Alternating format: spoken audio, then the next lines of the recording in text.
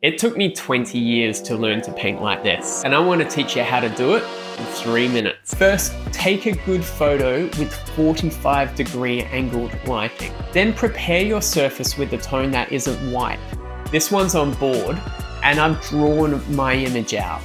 Next, divide your painting into 6 different tones from dark to light.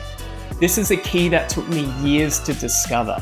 The best artists know that a restricted palette gives you more opportunity for colors to pop in the long run. For the first 80% of my painting, I don't allow myself to venture beyond these tones. Fourth step is sketch out your image, and then finally, we begin the painting. I typically start with dark tones and anchor in the main features. Then I observe shapes. If you're new to painting, you're probably not going to find this easy.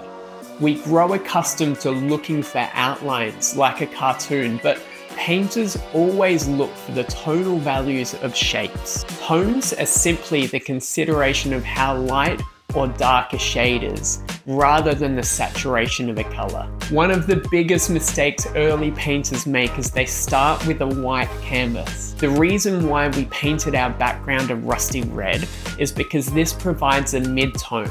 That is, it's not white and it's not black. It's somewhere in between. And that means that when I apply a highlight, it's already popping. Once you've tried the mid-tone, you're probably never gonna go back. I used to paint without a sketch, but this meant I spent half my effort trying to figure out proportions. If you do that work earlier in your process, then you can relax a little bit and focus on the beautiful mark making. As you paint, try to use a flat brush. Mine is about 3/4 of an inch. I only use a 1/4 inch brush when I'm working on details. A 1/4 inch brush forces me to be more confident with my mark making. Many artists like to smooth out their brush strokes.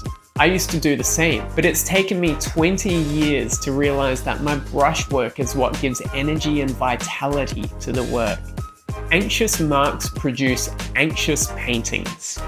If you relax and embrace a few mistakes, you end up with something far more confident and far more beautiful. One of the biggest challenges is knowing when to stop. Here's my rule. If you're thinking about whether it's time to stop, stop. Get a coffee and get perspective. Then tell yourself as you come back, I can only make 10 more brushstrokes on this artwork. What are the 10 most important marks you would make? You've landed on quite a small channel. If you found this valuable at all, please consider sharing it with a friend. See you next time.